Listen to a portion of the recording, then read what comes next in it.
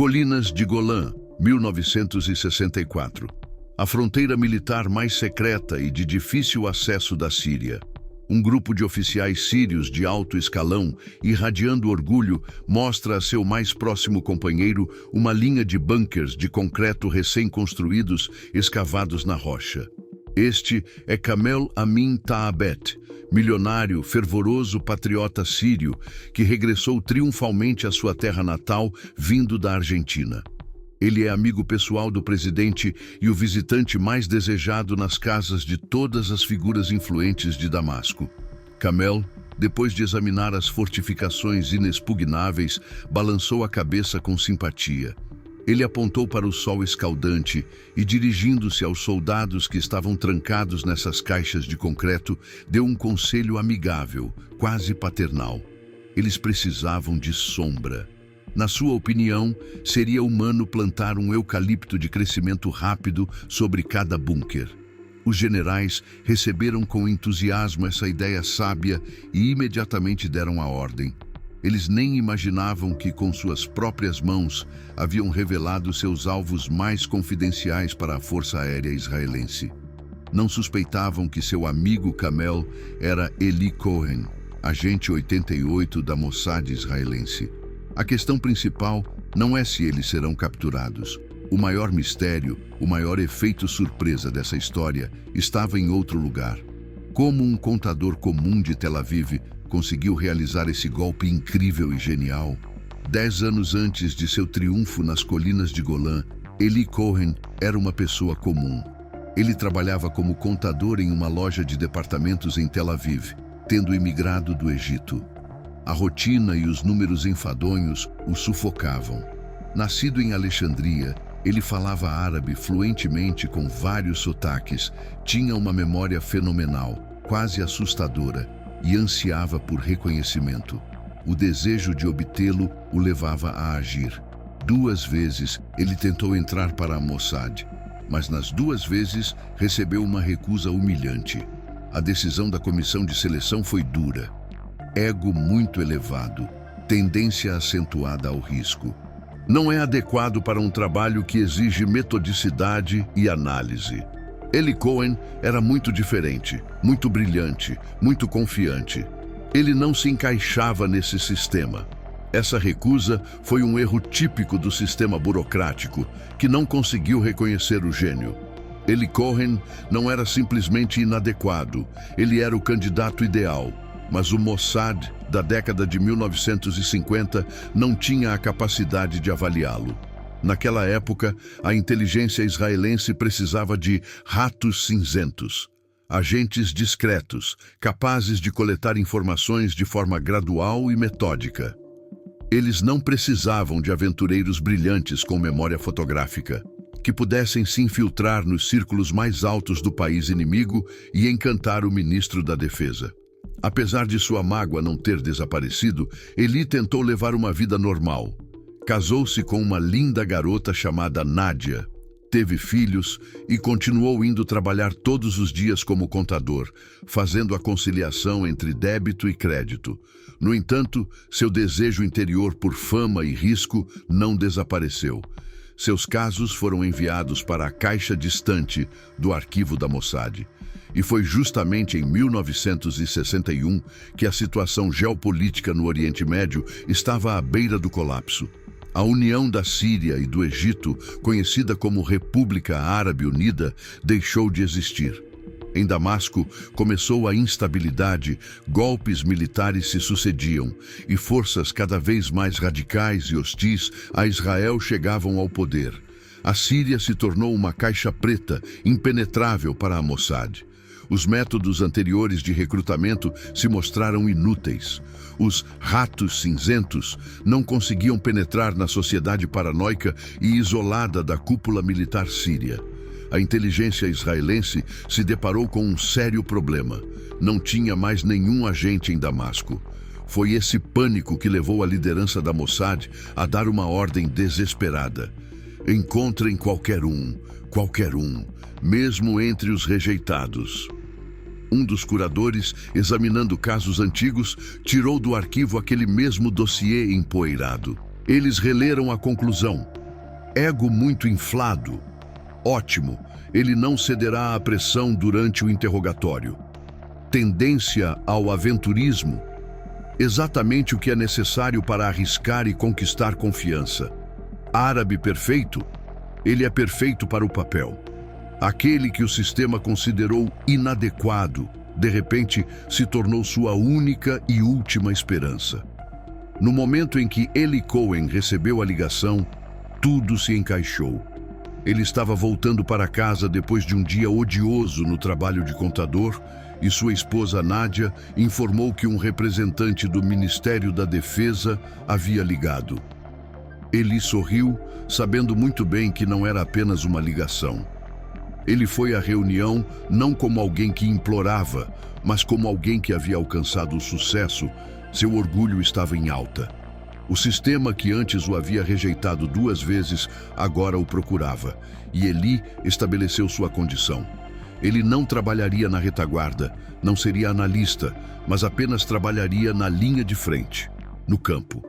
Os curadores da Mossad não tiveram outra escolha a não ser concordar. Assim começou a maior transformação da história da inteligência israelense. Eli Cohen foi instalado em um apartamento secreto e começaram a transformar o contador em espião. Foi um processo exaustivo que durou 6 meses. Ele não foi treinado apenas para dirigir um carro. Ele foi treinado para escapar de perseguições em ruas estreitas. Ele não foi treinado apenas para atirar. Ele foi preparado para matar com as próprias mãos. As armas principais não deveriam ser a pistola e a faca.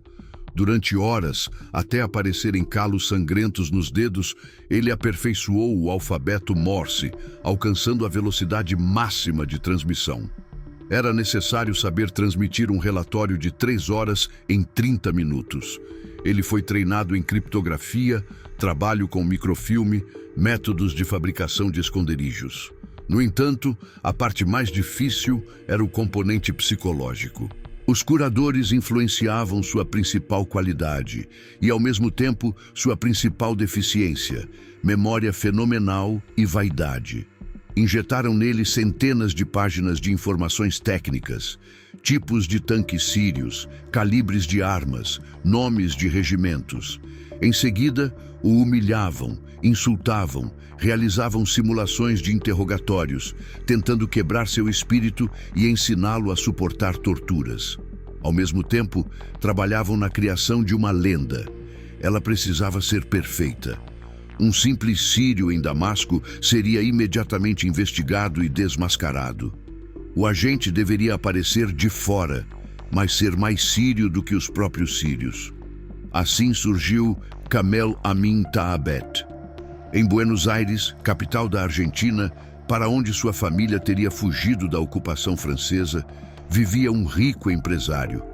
Na América do Sul, segundo rumores, ele acumulou uma fortuna com a importação e exportação de têxteis.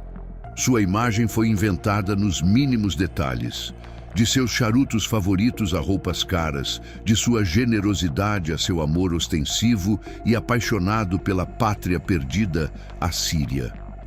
A escolha do local da ação, Buenos Aires, não foi aleatória. Era o centro da diáspora síria, o lugar ideal para se infiltrar. 6 meses depois, Eli Cohen olhou-se no espelho. O contador não existia mais. Em seu lugar estava o bem cuidado, confiante e charmoso milionário árabe Kamel Amin Taabet. Ele se despediu de Nádia, dizendo que estava indo para a Europa a negócios. Ele não podia confessar a ela que estava indo para a Argentina para começar o jogo mais arriscado de sua vida.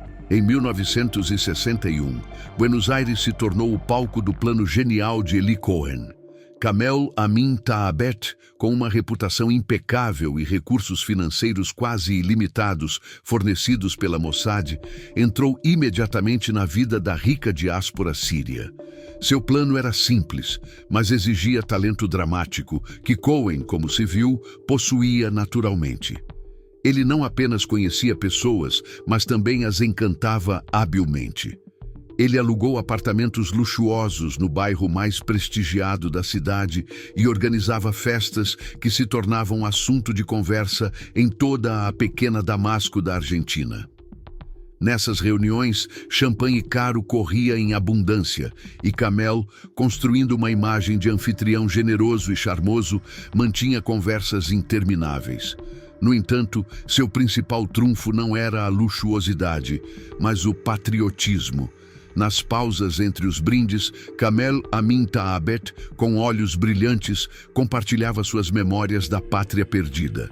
Ele jurava que seu único desejo era voltar para Damasco e investir todas as suas economias na construção de uma nova e poderosa Síria. Ele condenava veementemente o antigo regime, elogiava o exército sírio e logo se tornou um imã para todos os sírios influentes que viviam na Argentina. Sua generosidade e palavras calorosas chamaram a atenção do principal laureado. Em uma das festas, um militar alto e imponente se aproximou dele, o general Amin al-Hafez, adido militar da Síria na Argentina.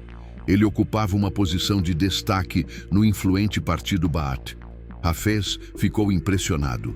Em Kamel, ele viu não apenas um amigo abastado, mas também um companheiro, um verdadeiro patriota, que poderia dar um apoio significativo ao seu partido. A amizade entre eles se fortalecia a cada dia.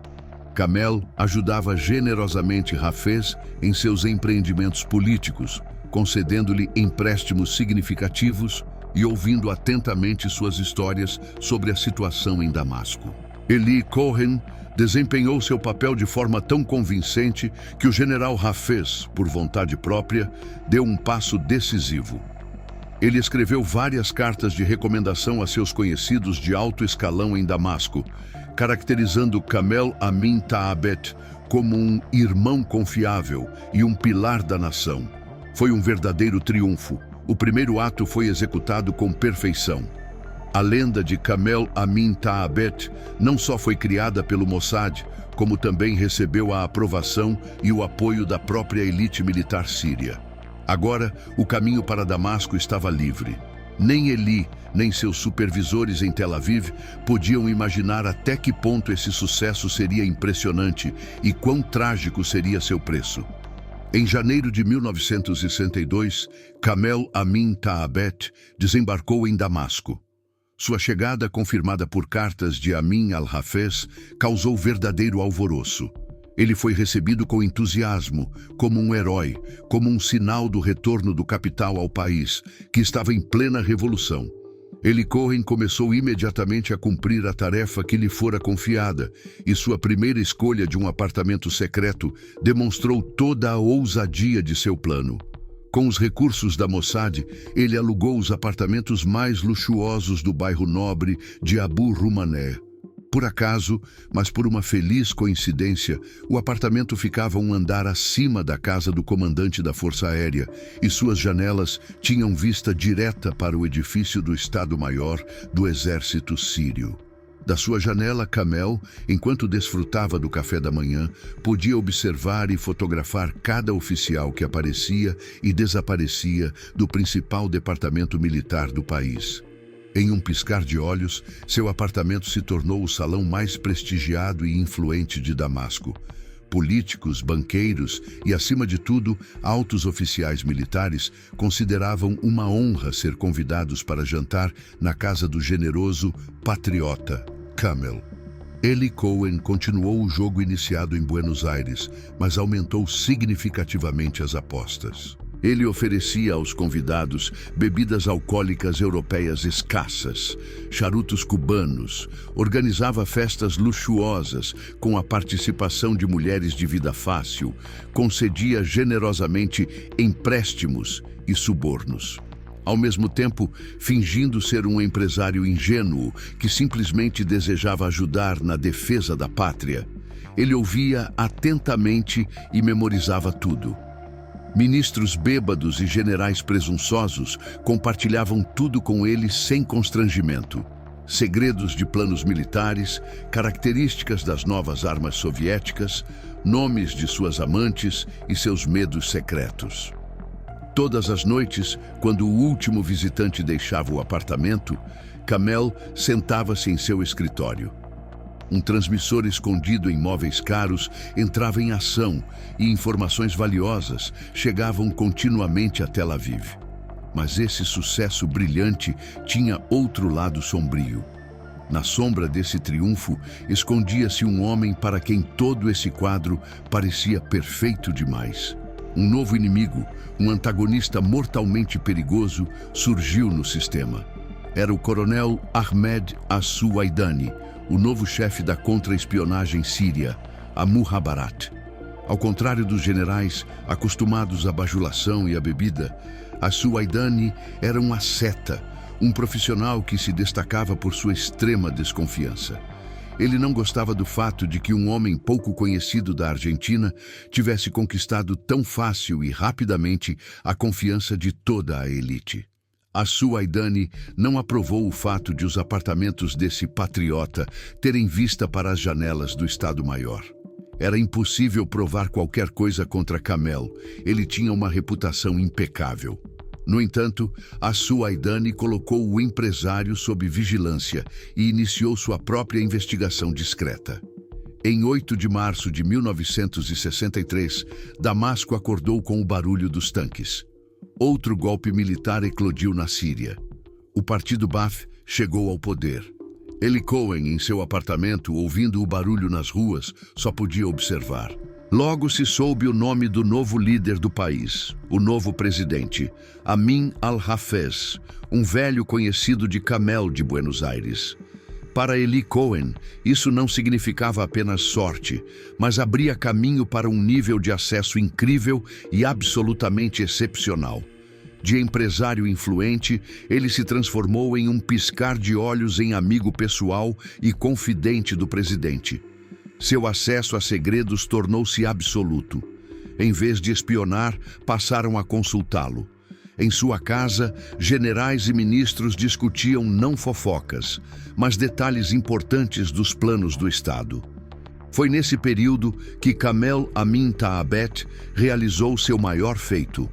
Durante uma das reuniões pessoais, o presidente Al-Hafez, demonstrando total confiança no patriota Kamel, organizou para ele uma viagem confidencial de inspeção às colinas de Golã, um local considerado sagrado. Eli Cohen, na companhia de generais sírios de alto escalão, passou vários dias no território fortificado. Ele foi a única pessoa civil a quem foi permitido entrar nessa instalação militar fechada. Durante a inspeção de toda a linha de defesa, estando na beira do bunker, ele ofereceu um conselho humanitário: plantar eucaliptos acima de cada ponto de tiro. Mas isso não foi a única coisa que ele lembrou durante essa viagem. Ele lembrou-se da localização exata de cada bateria de artilharia, cada campo minado e cada armadilha para tanques. Ao retornar a Damasco, ele soube da principal ideia estratégica da Síria: o plano de redirecionar as águas do Rio Jordão. Esse plano deveria privar Israel de uma parte significativa de água potável e, inevitavelmente, levar à guerra. Graças a seus contatos com o engenheiro militar-chefe do projeto, Kamel conseguiu obter os projetos completos. Ele imediatamente os enviou para Tel Aviv. Com base nas informações recebidas, os militares israelenses realizaram uma série de ataques precisos, destruindo todo o equipamento de construção e interrompendo a implementação do projeto. A importância das informações obtidas foi tão grande que surgiram rumores em Damasco de que Kamel Amin Taabet estava sendo considerado para o cargo de vice-ministro da Defesa da Síria. Esse sucesso incrível, que beirava o fantástico, teve seu preço. Eli Cohen, um ator excepcional, começou a ceder. A tragédia era que ele não era um robô, mas um ser humano que já vivia há 3 anos em um estado de tensão constante, interpretando o papel de outra pessoa. O sistema que ele servia era totalmente absorvente. O Mossad, empolgado com o fluxo de informações valiosas, exigia cada vez mais. Eles não percebiam ou não queriam perceber os sinais de que ele estava se esgotando. O agente 88 era sua principal ferramenta e eles tiravam o máximo proveito dele. Eli reclamava cada vez mais de um cansaço mortal. Ele sentia saudades da esposa e dos filhos, que praticamente não via. Em agosto de 1964, ele recebeu uma breve licença para ir a Israel. E essa foi sua última visita à casa. Ao chegar para uma reunião na sede do Mossad, ele implorou à direção que não o mandasse de volta ao campo. Ele disse diretamente aos seus supervisores que sentia que o cerco estava se fechando, que o coronel Asu Aidani estava respirando em seu pescoço, que ele seria capturado em breve. Ele pediu para ser transferido para outro lugar, mas o sistema foi implacável. Em vez de apoiá-lo, seu chefe exerceu uma pressão psicológica brutal sobre ele, manipulando o mesmo que Eli havia usado para recrutá-lo: seu orgulho. Ele foi convencido de que era insubstituível, que só ele era capaz de concluir a missão, que sem ele tudo desmoronaria, que ele era um herói que não tinha o direito de desistir. Eli, um gênio trágico, destruído por sua própria fama e incapaz de resistir ao sistema, que finalmente lhe concedeu reconhecimento, desistiu. Seu retorno a Damasco em novembro de 1964 marcou o início do fim. Aquele já não era o Kamel que impressionava com seus modos brilhantes e frios. Voltou para a Síria um homem à beira de um colapso nervoso, condenado à morte certa. Como se estivesse buscando a morte, ele se tornou ousado e imprudente, violando a regra principal do operador de rádio. Começou a aparecer com muita frequência no ar, e o que foi um erro fatal, sempre no mesmo horário fixo, todas as manhãs, às 8 horas. Isso parecia suicídio, quase um convite para uma captura. E o coronel Ahmed Asu Aidani, que esperava pacientemente por seu momento, finalmente conseguiu o que queria. Ele descobriu a regularidade. Junto com ela, chegou da URSS o mais novo equipamento para interceptação de rádio, localizadores que podiam determinar a origem do sinal com impressionante precisão. Em janeiro de 1965, Ahmed Asu Aidani estava pronto. Ele estava sentado em uma van equipada com os mais avançados receptores de rádio soviéticos e esperava pacientemente. Sua equipe já vinha usando esses localizadores há várias semanas para encontrar um apartamento no bairro de Abu Rumani. Mas a localização exata permanecia desconhecida devido ao forte ruído branco. Havia muitos transmissores militares e de embaixadas operando naquela área. Asu Aidani então tomou uma medida sem precedentes, mas genial. Ordenou que se impusesse silêncio total nas comunicações de rádio em Damasco. Por algumas horas, a cidade ficou paralisada, mergulhada em silêncio. Bases militares, embaixadas, serviços de segurança. Todos foram obrigados a interromper qualquer transmissão de rádio sob pena de julgamento. E nesse silêncio sepulcral, exatamente às 8 da manhã, ouviu-se um sinal fino e solitário. Bip, bip, bip, bip. Era Eli Cohen, que obedientemente entrou em contato de acordo com seu cronograma fatal. Naquele mesmo instante, os técnicos que estavam na van gritaram de alegria. Todos os ponteiros dos instrumentos coincidiram em um único ponto: prédio, andar, apartamento. O grupo de captura da Mukhabarat Síria, que estava à espreita, correu para cima, arrombou a porta do apartamento de Kamel Amin Taabet e o encontrou em flagrante. Ele nem conseguiu desligar o equipamento. O transmissor ainda estava quente sobre a mesa e ele tinha nas mãos a codificação para Tel Aviv. O engano perfeitamente planejado foi desmascarado. A humilhação que a elite síria sofreu foi verdadeiramente chocante. Não se tratava apenas da descoberta de um espião, mas do colapso total e absoluto do seu mundo. O seu amigo mais próximo, o patriota Kamel, um homem que fazia parte do seu círculo, conhecia as suas esposas e brincava com os seus filhos, revelou-se um agente israelita. Para o presidente Amin al-Hafez, isso foi não apenas um golpe político, mas também profundamente pessoal. Ele ficou furioso, sentindo-se um tolo que havia sido usado por um simples contador. Eli Cohen foi submetido a torturas dolorosas, mas o objetivo principal não era obter informações, e sim vingança. Eles queriam quebrá-lo, forçá-lo a se arrepender do que havia feito. No entanto, Eli permaneceu em silêncio, sem revelar códigos, nomes de colegas ou detalhes de seu treinamento. Ele assumiu toda a responsabilidade pelo que aconteceu. Israel e a Mossad, compreendendo a magnitude da tragédia, lançaram todos os seus recursos para salvá-lo. Ofereceram-no como refém em troca de dezenas de prisioneiros de guerra sírios. Também ofereceram milhões de dólares. Os líderes da França e da Bélgica, bem como o Papa, pediram clemência a al-Hafez, mas o presidente foi inflexível. Ele não queria um acordo, mas sim vingança pública pela humilhação que lhe foi infligida. O julgamento foi breve e ostensivo, e a sentença já era conhecida de antemão. Em 18 de maio de 1965, Eli Cohen, fisicamente abatido, mas não espiritualmente, foi vestido com uma túnica branca. Em seu peito foi colocado um enorme cartaz, no qual estavam listados todos os seus crimes contra a Síria. Na Praça Marge, em Damasco, ele foi enforcado publicamente, deixando o corpo pendurado por várias horas como um exemplo assustador para todos.